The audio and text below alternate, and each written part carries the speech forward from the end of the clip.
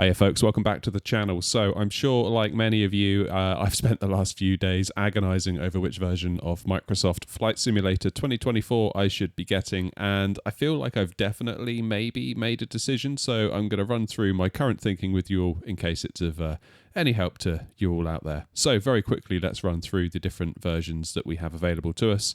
We have the Standard Edition, first of all, which has 70 aircraft and 150 upgraded airports, which is priced at $69.99. You can then upgrade to a Deluxe Edition, which will give you a further 10 planes, giving you a total of 80, and an additional 5 upgraded airports, giving you a total of 155 upgraded airports. This is priced at $99.99.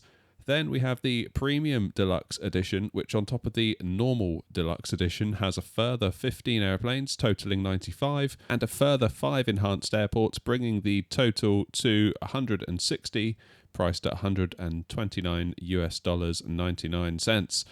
Then there's the Aviator Edition, which has everything the Standard, Deluxe, and Premium Deluxe version has, but with 30 planes that have been released in Microsoft Flight Simulator 2020 through the marketplace during its run, giving a grand total of 125 planes, which is priced at $199.99 in US dollars. There's also a collector's edition, but we won't be considering that in today's video, as it's really more of a collector's item.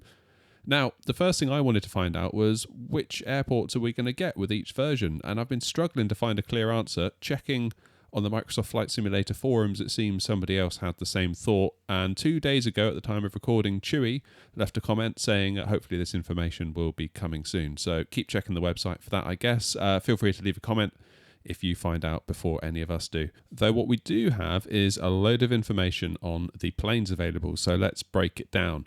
So looking at this image, you can already see the Standard Edition gets a really healthy offering of planes. For me, new planes that particularly interest me are the new A321neo long range, the A330, the 200, 300 and 300 P2F variants, and of course the Boeing 737 MAX 8. The Beluga, the Airbus Beluga looks cool, but honestly I'm not sure that's going to become a regular fixture for me. There's a ton of other stuff in the Standard Edition and it looks lovely, but honestly outside of possibly having to fly them in the career mode, these aren't going to be my daily drivers, but we all like different things, so if you do like them, good for you, that's brilliant.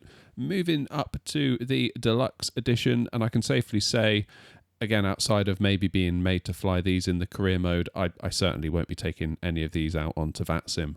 Which leads us onto the Premium Deluxe version. Now, the C-17 looks fun, as does the 747 Supertanker and the Dreamlifter, but again, I can't really see these being my kind of go-to on VATSIM anytime soon.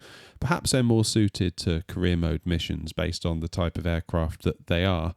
And I see they've snuck the 787 Dreamliner in here, which I'm certain will attract a lot of people to the Premium Deluxe version. It's not a plane, though, that I've flown an awful lot in Microsoft Flight Sim 2020. Fun fact, I bought the Premium Deluxe version of 2020 thinking that I would fly the 787 a lot, but in truth, I barely touched it. And the reason being is kind of third-party aircraft. The detail and quality on offer via third-party aircraft makers is simply amazing. I started out with the free and open source A32NX from Fly-by-Wire, which was a massive step up from the default A320neo in the sim. Then I got into the PMDG Boeing 737-800, which to this day remains my favourite plane in the sim.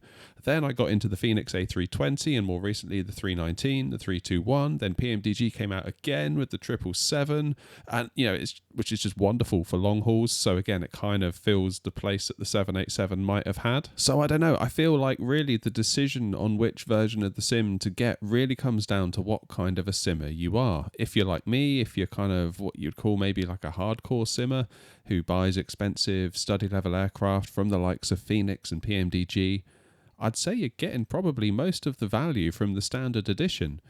You're going to get the 737 MAX 8, a plane that PMDG haven't gotten around to yet. You're getting the A330, which besides the freeware Headwind A313-900neo is a plane we don't have in the sim yet either. You're also getting an Airbus A321neo long range, again, a plane we don't currently have from anyone else. It's hard to know what these planes are actually going to be like when we compare them to the likes of PMDG and Phoenix. Now, obviously for default planes, I'm not expecting PMDG or Phoenix levels of quality, but it'll be interesting to see how close they can get given that they're freebies. But at this point, it's a bit of an unknown. But, they come with the sim by default, so I'm kind of the mindset that I'll try them, and I really hope they're good. But even if they're not, I really kind of don't care. I won't feel ripped off. I'm not buying Microsoft Flight Sim 2024 for these default planes. I'm buying it for all of the other features, and I feel like I'm really well looked after by the likes of Phoenix, by the likes of PMDG. So when I think about the Premium Deluxe Edition, I kind of have to stop and think, do I want to drop a load more money into that version of the sim for planes that A, I don't feel I particularly need, and B, the planes, the quality of those planes remains an unknown at this stage. Like I say, I really hope they're good, but, it is an unknown. Hence, I think I'm probably going to go with the standard edition. I'm interested in Microsoft Flight Sim 2024 for all the other upgrades, such as the graphics, such as the seasons, such as the new physics, and hopefully the improved performance. I guess on that we'll ultimately have to see. Get sub to the channel because we're going to be testing it. You can be rest assured. And ultimately, I kind of want to be on a sim that's heading into the future rather than, being on an older version that is eventually, going to get sunsetted one way or another. So I think for me, the planes that come with the sim, really aren't kind of the selling point that's going to make or break anything for me. Now, if you're a different type of simmer, maybe you're going to feel differently about it. I know when a lot of content creators went out to Microsoft, Xbox, Asobo, out to the Grand Canyon quite recently. I think during that presentation, I was watching one of their vlogs, and they were saying there's like 3 types of simmer. You've got the hardcore simmer, the likes of me and probably a lot of you watching. You've got a kind of gamer simmer, and then you've got like the digital tourist who kind of wants to fly around and just see the world, maybe fly over their house, that kind of thing, fly over impressive landmarks.